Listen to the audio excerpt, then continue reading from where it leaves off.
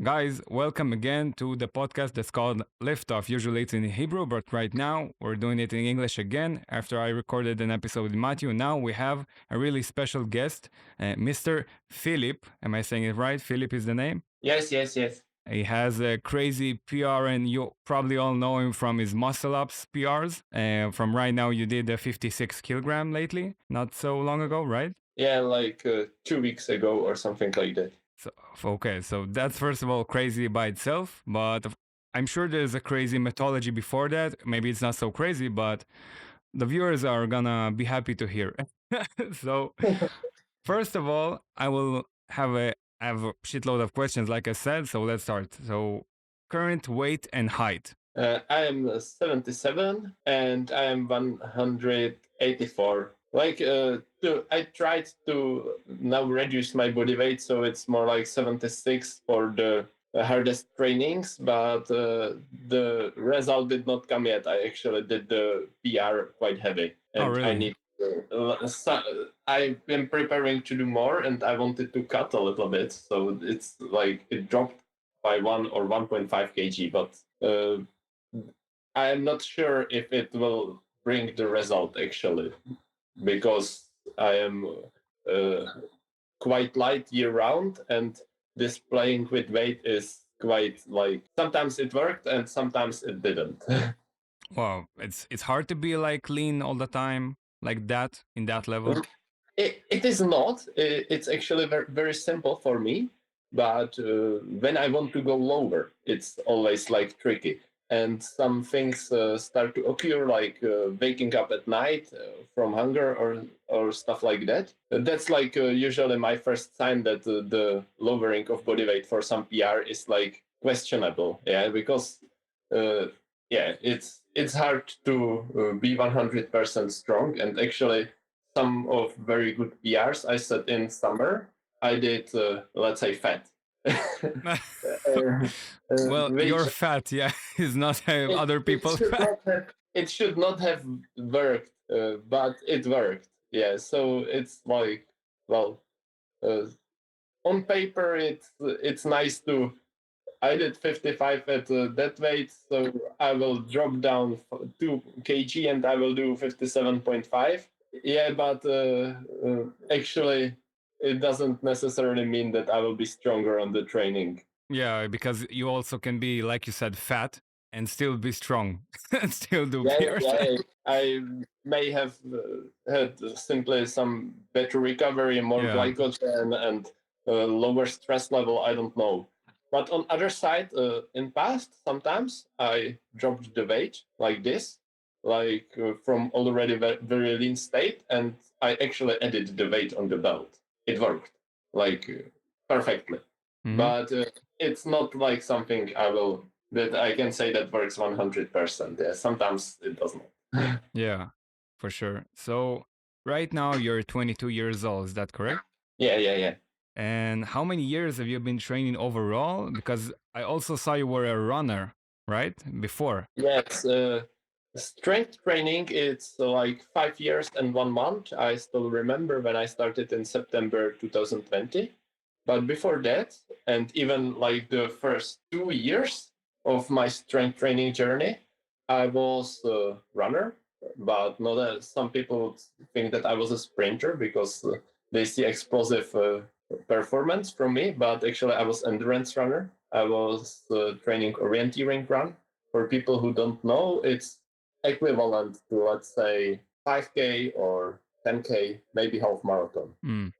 with the times spent, let's say, in the race pace. Of course, it's not like directly comparable because one is on flat and one is in forest, and you need to use your brain during orienteering and so on. But yeah, it's like the 5K to half marathon. I did track and field before too, and I was quite bad at it actually. My talent, or let's say I was good at throwing. Maybe it was not some like exceptional talent, but on some local competitions I was good. But I didn't learn the javelin technique because I quit track and field at 14 when the javelin is introduced into the let's say, young boys category. And yeah, for example, on the sprints, where some people would guess that I was good, I was super bad. And yeah, maybe like in my class, I was good because I was doing track and field. But on the track and field, actually, when I met other guys who after school don't play games but go for training, Hmm. I was worse usually. I was not very fast. So with the running, I would say that I started track and field at like 10 years old, or yeah, 10 years old, and before that, like barely. But I was very sporty kid, let's say. So it's 10 plus years of sports and 5 years of strength. And what made you decide starting strength? I trained to a certain degree, so I look better, and it was like maintenance, yeah, uh, because with with the running, it was really like maintenance. I started pull-ups at, let's say, 12 or something. I reached 10, 13 reps, I don't know. And at 17 years old, when I started strength, I could 25. So it was, I don't know, 2, 3 reps per year, Hmm. which barely any progress. Of course, in the long term, it was progress. I got stronger, I looked better, whatever. But the progress was really slow. It was on maintenance. And then, for example, when I started training seriously, I went from the 25 to 50 in 1 year. Wow. So like the maybe it was 1 year and 2 months, or it doesn't matter. It was simply the before that I progressed 10 reps in 5 years, and then I progressed 10 reps in next 5 months when I changed the training. So Hmm. the approach radically changed, and that's why I say that I trained 5 years despite having, let's say, good base. Yeah, I understand. You, how many times you trained or train right now per week? And what's your structure like overall? I was used to train basically every day from the running, and I continued that most of the time with pull-ups too. But now, let's say last 2 years or something, last year and a half, maybe that's better to say. I train like right now. I do hard day, rest day, easy day, rest day, hard day. And on Hmm. easy day, I sometimes do some movement, like some pull-ups with body weight or one arm pull-up, something, but very easy. It has to be really easy. I can feel it. And I also run, and that's quite, let's say, season dependent, because in winter my health is worse. Some just like only some, let's say, viral illnesses, respiratory problems, but it limits to a certain degree, and I don't want to irritate it by the running when the priority is something different. But in summer, it can be up to 7 times per week running. In Wow. winter, it's I also have university in winter and so on. So, for example, this week I did uh, easy run in Monday, Tuesday, Wednesday, Thursday, and today I just went for a walk. But it was really easy sessions, 5 to 10 kilometers Wow. in easy. So like none of the sessions was actual effort, and this way it's usually the whole autumn in order to keep my health as good as possible. But in summer, I, for example, sometimes go for a run and run to the city. There I do easy session with body weight, and then I run back, and it's 20 kilometers because Damn. and so on. So this is really like season dependent. The running, the pull-ups itself, they are not so much season dependent. I tried different schedules. I mentioned the, let's say, training every second day and alternating easy and hard training. Other version of my weekly schedule is I will start from the primary training because that's the most important one, but it's actually on Saturday. So my week starts on Saturday. Hmm. And it's hard training. And in this case, it's very hard training. That means 3, 4 hours in the gym, Yeah. a lot of singles, and then some volume work, usually to failure. I like train. I hope this word doesn't get canceled on YouTube, but I train Okay. like sometimes. Yeah, it's like no periodization. I just go hard, like really hard on the hard days. Then I rest or do the body weight stuff, body weight set of pull-ups and so on. Then another day of this rest, but there I actually need to touch the bar and see how I feel. And on Tuesday, there is a training, and that's medium to hard. If I am well recovered, it's hard, but not so hard as Saturday. If I am worse recovered, it's just medium. Then I rest, and on Thursday I do light training, only body weight, but I do the training always. It's not the, let's say, skippable activation. It's something to do. And on Friday, again, rest or just touching bar and repeat. Mm-hmm. This worked really well last year because the university offered, let's say, free Tuesday, or I had just something before noon, or on 2 p.m. I was already in the gym simply. But this year, Tuesday is very bad. So that's why I also do the different schedule. Yeah, because I want to have before if I am to do the super hard training on Saturday, I want to be 100% sure that I am prepared, Mm-hmm. that I am actually recovered. There can't be any doubt because doubt kills self confidence, and I am prone to mess up the training even if I am prepared. Actually, Yeah. Mm-hmm. so that's why there is so big gap between Tuesday and Saturday with only the one light training between. Mm-hmm. And in the meantime, you also try to sleep well, try to recover well. As Yes, of course. I sleep at like 9 p.m. yeah, as best as possible. Probably. You have any sleep routine? Not really. I just try to be calm on the evening if possible. I try to not do things that stress me. Uh, I try to not eat big meal just before bed. And what's very important for me, I can't go sleep hungry. Hmm. I don't know how some people have it in different way. I don't know how you have it, but if I go sleep and I feel like my stomach is empty, I likely won't fall asleep at all, and I need to go eat something. Yeah, I understand. So even if it's something small, not a big meal, just to make the hunger go away, makes you Yeah, sleep better. Yeah. yeah.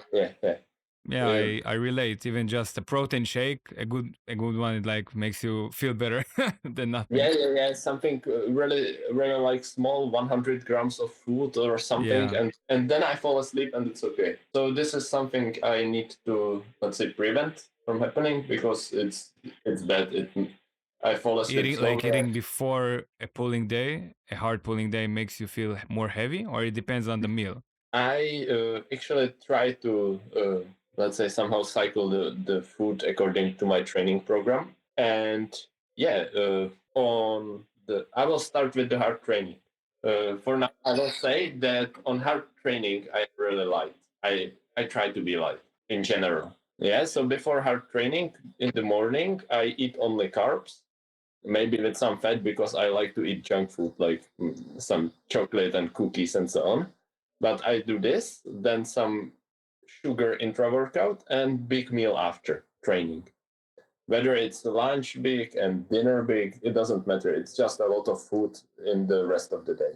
Then the next day I wake up, and if I'm really sore, I eat like 1500 calories breakfast. If I'm less sore, I eat less. But in general, the breakfast is really big, and the calories on the day after hard training are dependent on the soreness. Let's say, bodybuilding effect of the excess is not big, but I believe that if my body got uh, hit hard the previous day, I simply give it excess. It doesn't matter. I will eat less somewhere. Yeah, that's my get. My cat I will sleeping eat less. right there. I will simply eat less on some other day. And when I am sore, I eat. I just need to, so she doesn't. I have only Take this to show you. Cute one. Yeah, it's a boy. uh, So yeah. I eat dependent on the soreness, and then it's light training already in the current schedule, and that means that I don't feel really light for the light training, right? And from light training, there is not much soreness, so uh, so I just eat normally on maintenance, high protein, moderate carbs, fat just as much as it's in the food. I will put her down so it's not too unprofessional. It's okay. Yeah. If she wanna go, she wanna go. And yeah, that's the easy day. And on this day, my body weight should already normalize. Mm-hmm. because I am on maintenance, maybe slight deficit, and day before hard training, I should eat very, let's say, some moderate amount of food, no salt, not too much, not too big portions, protein mainly in the 2 meals, let's say for breakfast and for lunch. For dinner, it's that's like two options. I either eat meat that feels quite fine if I don't put salt on it, or sometimes I eat carbs. Even through carbs, like almost purely carbs, I have enough protein from the first 2 meals. Even through carbs, retain water, let's say, so that doesn't make me feel so light. If the portion is not big and I go for a run before the hard training, it works really well this way. And my body weight is actually lightest of the, let's say, microcycle, or how to call it, for the hard training. So this is my training structure and let's say the diet around it. Also, maybe for people it's interesting to know that I eat a really high amount of protein, like 250 grams of protein for the 77 kg body weight, with one exception, and that's the training, that's the day before hard training. There I am recovered, and I see no point in eating so much protein at that point. And I eat more than 2 grams per kilogram of my body weight. That's only rule for the day. Simply eat enough of protein, but no need to eat that much. Yeah, it's actually has a lot of logic in it. And I actually never heard somebody talk about it. That, yeah, to feel recover, I'm going to give my body even extra fuel. But if I'm already a day before my hard training and I'm already recovered, so it's okay. I don't need to push anything extra now. Yeah. Also, sometimes if that's the next point, this was the microcycle structure, let's say, in training, and people would expect that there is some microcycle and mesocycle, but there is not. I don't use any, let's say, training program written or some periodization written, no. But sometimes, in average, there would be some changes in my training. For example, this summer, like June, August, would be called, let's say, volume block. But it was very random, and I did a lot of hard singles and a lot of strength in it. But I also did a lot of sets around 10 reps and so on. Simply like a lot of volume. And what I do right now can be called more a strength phase. But it's really free, yeah. And it's not like that I would do perfectly structured or really elaborately structured training like Matthew does. Yeah, it's different. Yeah. His training is very structured and everything, and my is quite the opposite. For me, my result, it doesn't seem that it depends so much on if I do exactly this and exactly that. I need to enjoy it and I need to recover really well. And of course, maybe if I actually stick up to multiple macro cycles of good periodization, it would maybe bring me forward, but I would not enjoy it. Yeah, I understand. Your biggest fear, if you have any. Well, I don't know if I have any fear. Of course, I have respect from injuries, and yeah, but I would not say I have some big fear. Ever had any crazy injuries? No. I had, maybe it will be visible on this arm if you see some. I see a little bit. Yeah. Yes, there was some likely like muscle tissue there 2 years ago, and I had multiple other, let's say, small pains. But I actually am very lucky, and I would say that I didn't do more than 3 days of full rest during those 5 years. Wow. And the rest was not caused by injuries but by fever.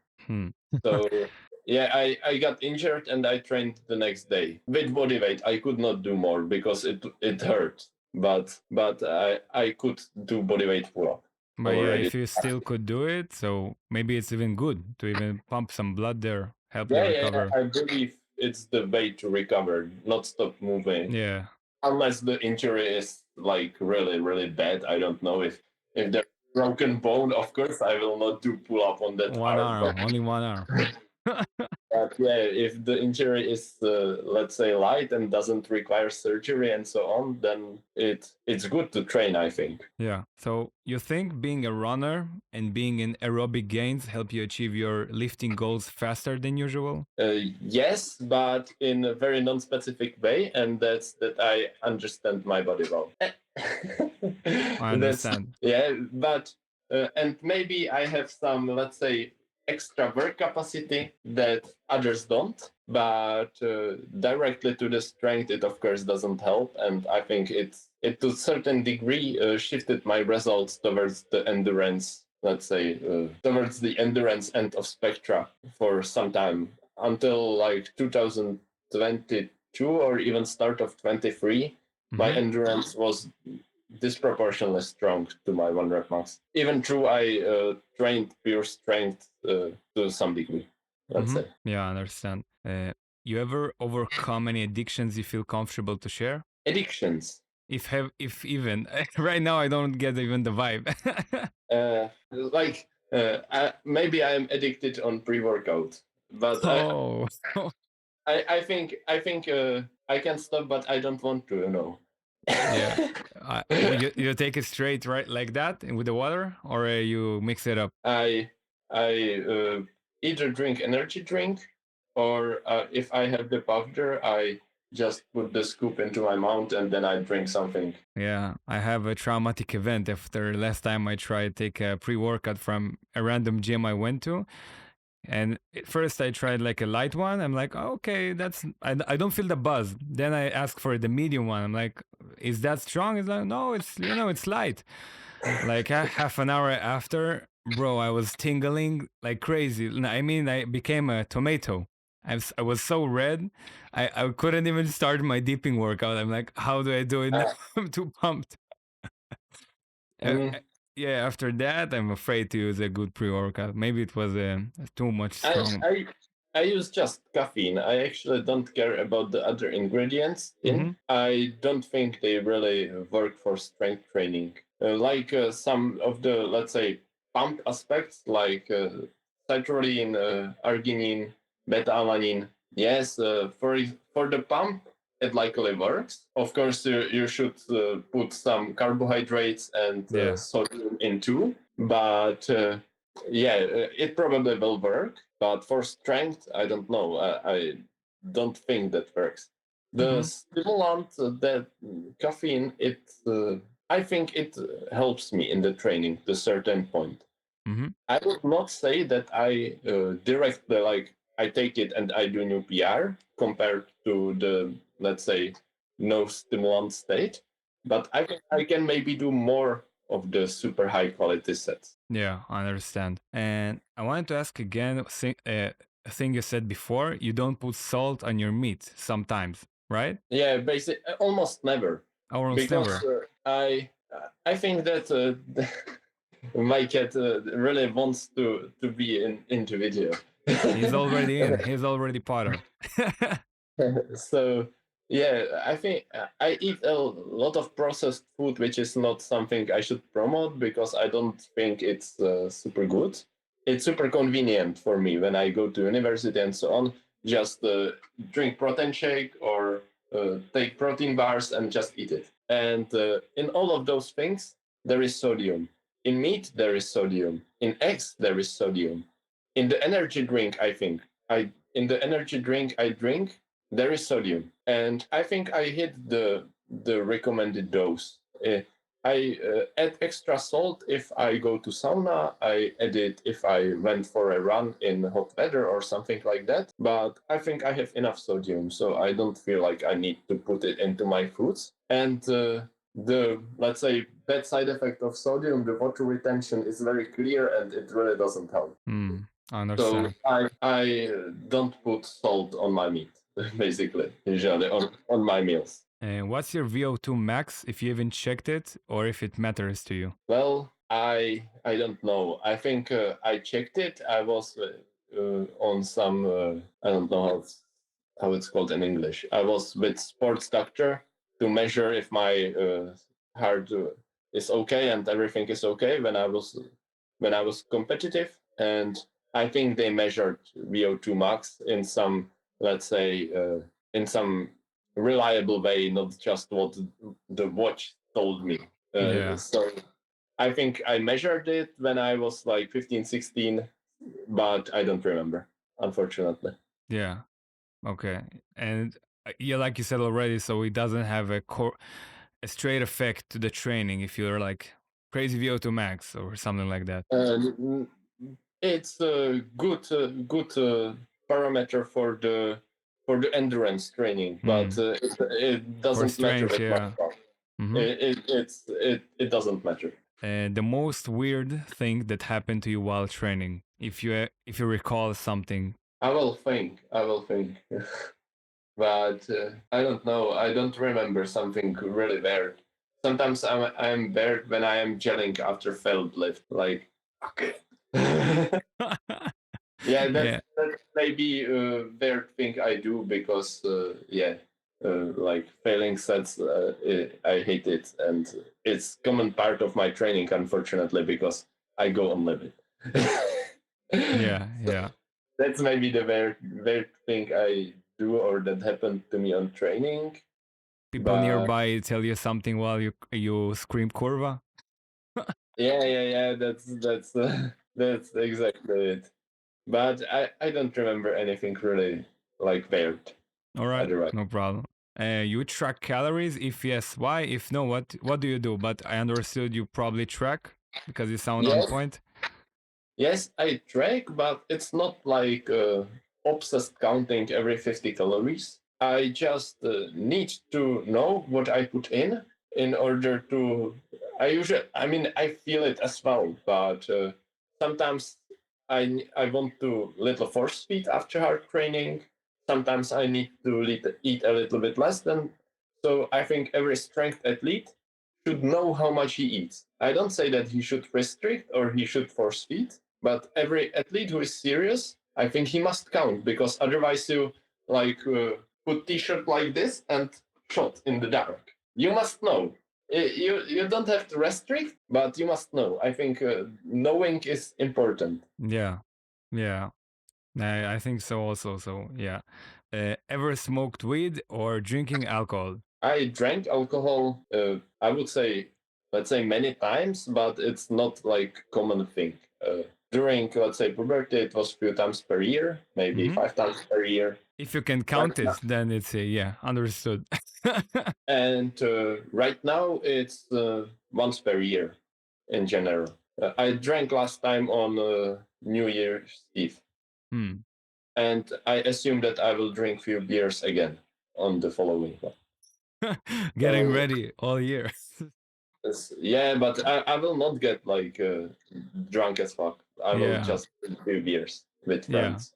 I assume. So like that, yeah. I drink once per year lately. And in past it was a little more often, but never on a weekly or even monthly basis. Mm-hmm. You felt Uh, like sluggish after drinking, if you remember more before. uh, like it destroys you. Of course, it destroys everything. And wheat, I never tried, and I don't want to try.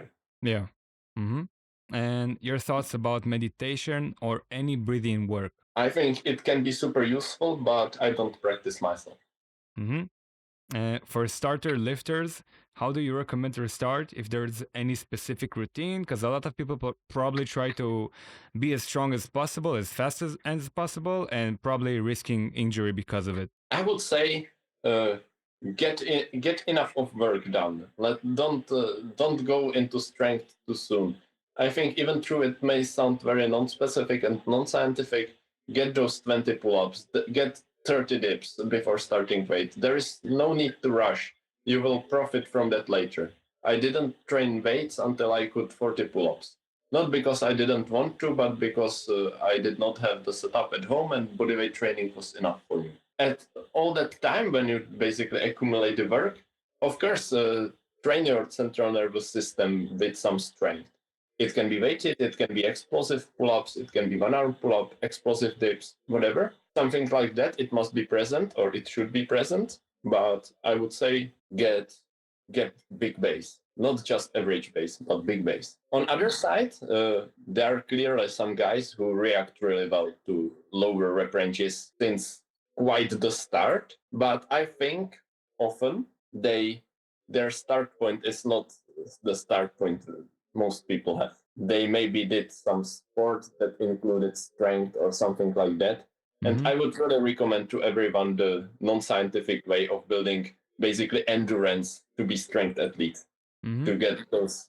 In my community, I tell people to do, let's say, 20 plus pull-ups, and I think if someone does 30, it's not a mistake. Yeah, like you wouldn't recommend like a beginner to just do his explosive pull-ups 1 RM right now, his add weight. Of course, I'm exaggerating, but even in body weight, you would say a beginner shouldn't do straight explosiveness. Yeah, he should Oh, absolutely, he he should, should, he should, he should and try. Okay. even multiple times per week. I don't say testing one rep max, but let's say I call it like with the internal terminology of my community, I call it applying maximum force to light loads. Mm-hmm. So basically training your central nervous system. I think that's super important, despite the, let's say, volume of endurance work that is done after during the same training. I think beginners should do this. What I think that beginners should not do is some, let's say, they will choose that they say, okay, 3 times 5, that's volume, because some top athlete calls it volume block. And then he does next block more strength, and then he does some like singles and so on. I think that's not for beginners. That's not enough stimulus. They are not strong enough to profit from this. They are wasting time, even through its specific strength training, and they use nice periodization Mm-hmm. that someone really strong does. And yeah, I don't think this is good for beginner. I think he should do enough work. And you learn your methodology mostly by yourself. Well, a lot of stuff is trial and error. Something is from the orienteering, where I actually have good coaches. Mm-hmm. Unlike in strength training, I never had coach. I never did consultations or something like that. I don't say that I ignored other athletes. I actually watched them really carefully on social media. I was interested always. What do they do? And actually, even though everyone sells their best behind paywall, they show what they do. Well, at least some of them. You see what they post some set and it's end of block. Well, last 5 weeks he did 3 times 3, and now he did the PR. Yeah. It's pretty simple to like Understand. get Yeah, at least probably. some Yeah. idea from what the best guys do. So I was observing and I was learning on myself. Yeah, Yeah. applying some of the principles from orienteering, let's say. But that was mainly the general ones about recovery diet. The diet is not actually that similar, but the idea that the diet must follow the sport is the same. Yeah. So like this, and lot of that is lot of stuff I learned on my body basically. Mm-hmm. And this is a question I think I already asked, but we can maybe talk about. Like I wrote, you are really lean. Does that impact your testosterone levels, or overall you feel good and how you maintain it? But you actually answered it. You do maintenance and you explain it. Yeah, but I don't know about testosterone levels. I never measured. Mm-hmm. But if you So overall feel good, so it's okay. Probably yeah. everything is good. Are you taking creatine? Yes and no, and how much? I didn't take creatine for a very long time. Then I tried sometimes because I got a free box of creatine from some sponsor or something like that. Mm-hmm. So I took it. It didn't do nothing, and then I didn't take it again. Sometimes it's included as part of pre-workouts or part of protein powder. So actually, sometimes I took it and I didn't care.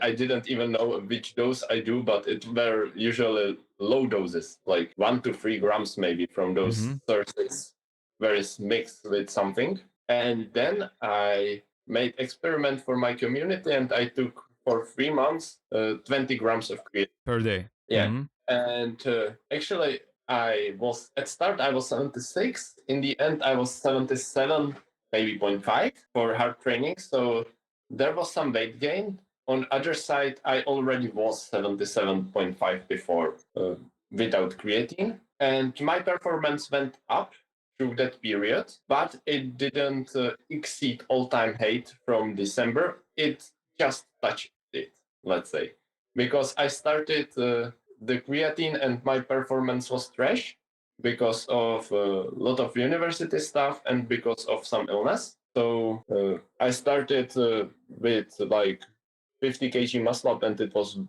close to limit. I did 55 kg on the creatine after, but I already did 55 kg before. Even like so, I basically just repeated the PRs, maybe sometimes with better form. But I would say that for one rep max, it didn't do anything basically. If it did something for my recovery or for my brain function, or I don't know. Statistically, it did because studies show so. But they also show that I should have been stronger, yeah, but and I wasn't. So Yeah. also the strength did not decrease after I stopped. I stopped when I finished last box. I previously wanted to continue, and then I was like, no. Mm-hmm.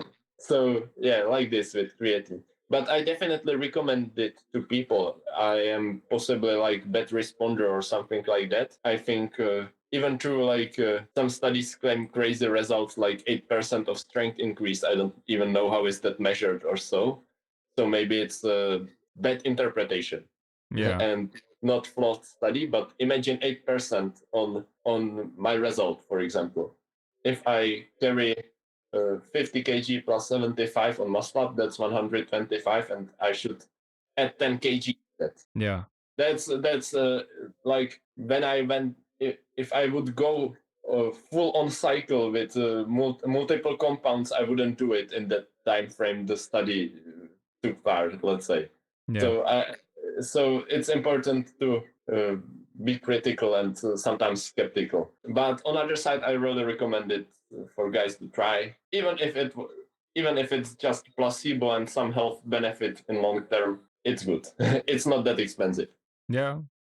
Where do you see yourself in the next 5 years? Any big PRs in mind or goals? Yeah, I want to continue getting stronger. I want to do 60 kg muscle up, but that's not a goal for 5 years. That's the goal for 5 months, hopefully. Yeah. And I want to finish masters. I want to continue my studies, continue PhD in inorganic chemistry. That's maybe more interesting than in the training. In training, I just want to get stronger. And the numbers I achieve, I don't know.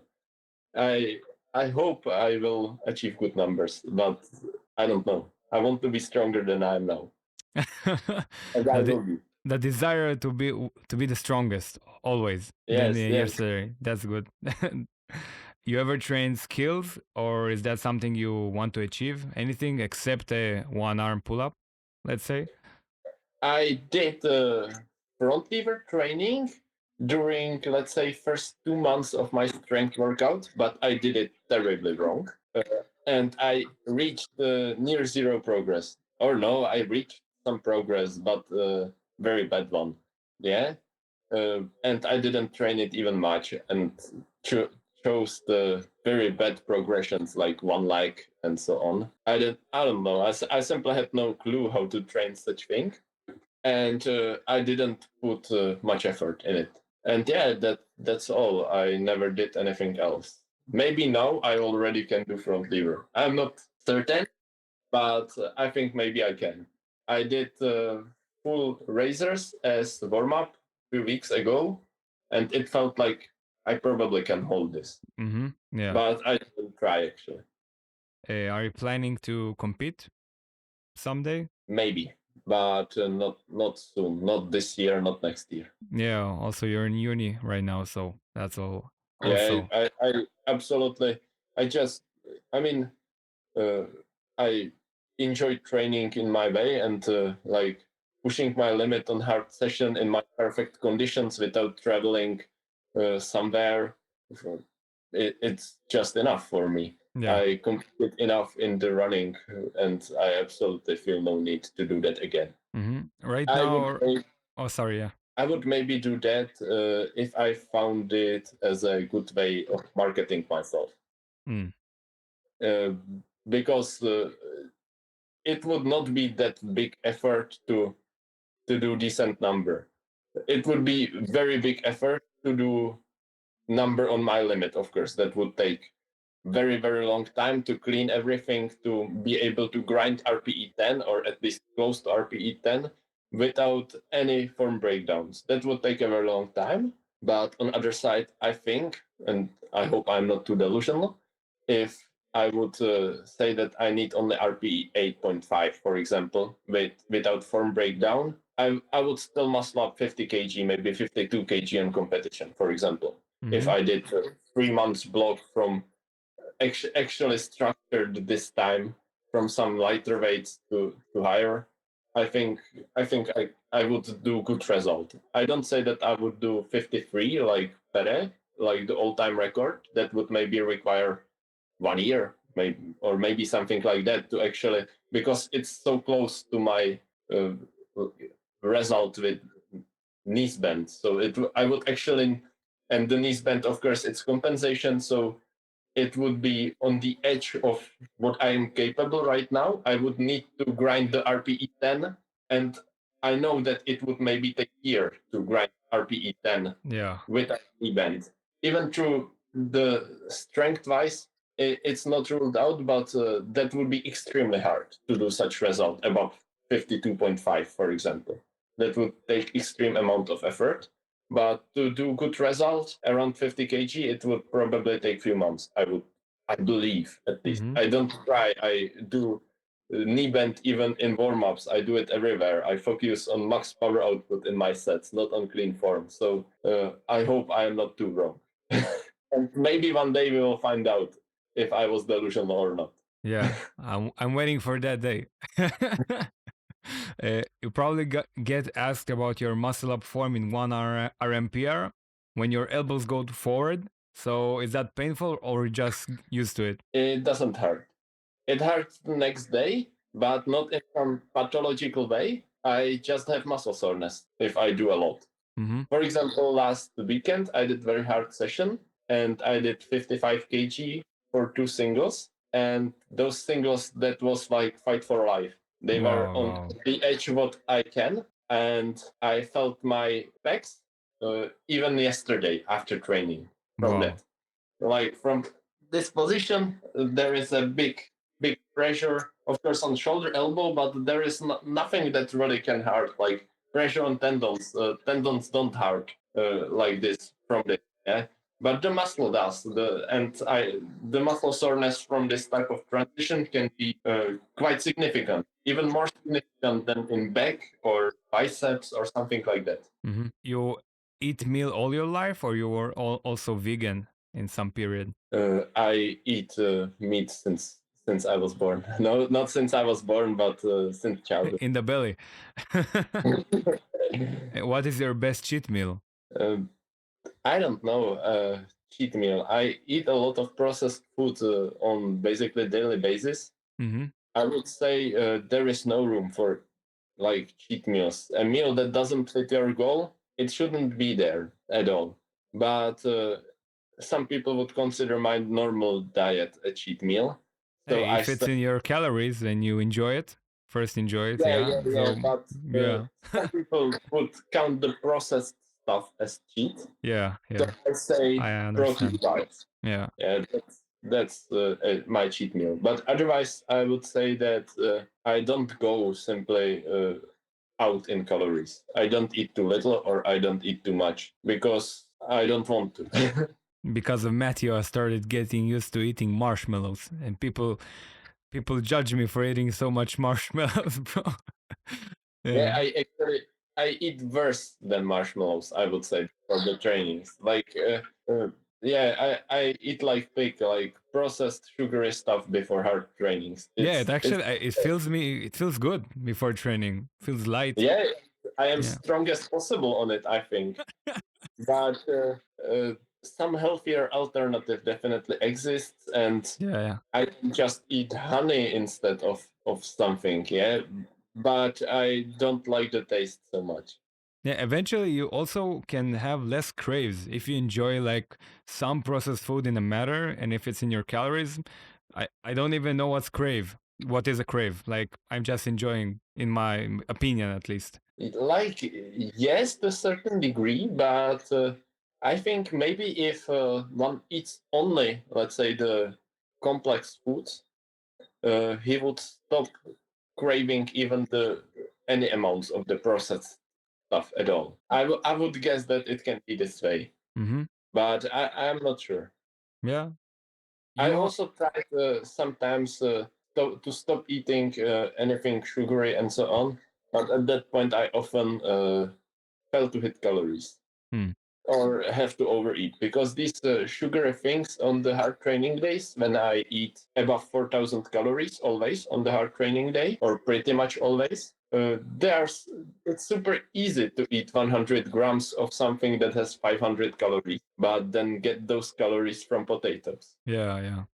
And I think, for example, basically drinking oil as alternative is not much better. Mm-hmm.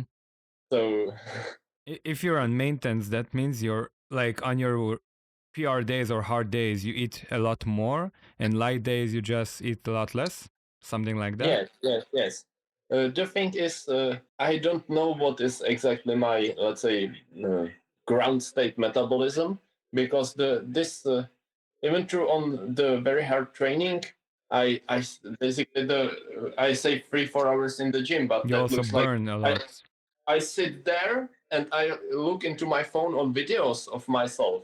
I don't do anything. That's not like running marathon for 3 hours. Yeah, Yeah, yeah, but the metabolical response to the stress from very high intensity sets, it must be there because otherwise I would gain weight. yeah, yeah. So yeah, like this. The exercise itself likely doesn't burn that much, but I eat a lot and I don't gain weight. So from this, I would say that it's I can't even like distinguish the factors at all. I just know how much calories I eat on which day, and that I don't change my body weight or change it in some way. Yeah, But that's the good factor. like separating those variables is very hard because like I am fully calm like in bed only when I'm sick, and that's also not like the good standard, right? So I don't know how to separate those variables. Yeah, Hmm. You only do pull maxing, or you also do dips? I don't do dips. Ever want to try? Likely not. Maybe as accessory, Hmm. because like the strength performance, that's even that's possibly like a lot of age dependent. Maybe in 35 I will still pull a lot, but I'm not sure how in 50, right? But I think that in 50 years old, and again maybe I'm delusional and I hope that I am not, maybe at 50 years old I will still be able to do, let's say, elite endurance. And endurance in muscle up without dip training, I am not sure how is that possible at all, because right now if I max out muscle ups, I really feel that my pushing strength is limited. So if I ever focus on endurance muscle ups, I will 100 or almost 100% need to incorporate dips Hmm. Yeah, as accessory in order to not waste power, basically. yeah. If all your focus right now is on muscle ups and pull up and pulls. Yeah, yeah, You yeah. also focus on one arm right now. Not much. I wanted to start in May or something like that. I did some trainings. I did 30 kg chin to bar. That was good. It had good direction. And then I failed muscle up in gym, and I was really pissed off because I should not have failed it. I had good height warm ups and so on, and I threw with my arm, and I got shoulder subluxation probably. And I was like, well, that's a good sign to quit because it was painful for a very long time in one arm pull up, Yeah. and I had like even though I could do heavyweight, I did. I think 1 month after that, I repeated 30 kg, Hmm. and the rep itself was not painful, but the soreness from one arm pull up that really affects, let's say, the rear delt and general stabilization of the shoulder, likely it triggered injury. Right now, I don't know because I didn't attempt some significant one arm pull-up training for maybe a month. Mm-hmm. But before the month, it still triggered the injury a little bit. Even though I could go all in the one arm pull-ups, after I was like, maybe it's not best. I just don't have to do it. I want to do the muscle up and pull up where it's like okay. Mm-hmm. In your training, you do only muscle ups and pull ups right now? Yes. Yeah, it's important probably to be specific. You say what you Yeah, want to be yeah. strongest, so you need to be specific on it, and you can still get bigger and stronger from that. Yeah, I think so. I don't think I would benefit from some accessory exercises that much. Maybe like some loading of the bottom point of transition in muscle up, that can be, but honestly, it would be like a pain in ass exercise. I would not enjoy it. Yeah. But that may like to I will demonstrate to like this, and for example put 70 kg and just do isometric hold or like pumping, Yeah. like little jumping Yeah. to strengthen the balance in that position on limit. Yeah, that would possibly be good. And of course, if I would like to train pull up clean form, I would maybe add some tempo variations or something like that. Mm-hmm. But right now, I train these both muscle up and pull up in a way that I want to just pull as hard as possible and not caring about form at all. So that doesn't mean that there is zero standard especially in muscle up. There is big standard that actually cuts some kgs, but I with the standard that I have, that means plates between ankles on rope, no ankle weights, for example, or something like that. Or if I used them, sometimes it was like 3 kg to 50 kg ratio. So that's like okay, but not that I make myself big ankle weight, because some people would say that's the way to do max power output, that it's straight connected to the body, but it would also create a great possibility for massive cheating, because if you have 20 kg on the ankle and your ankle goes like this during a slump up and then quick down, it's just conservation of momentum, and my upper body would do this. Yeah. So that's what I don't do, but the technique is standardized by the weight placement, basically. That's why on the rope and belt, not ankle weights.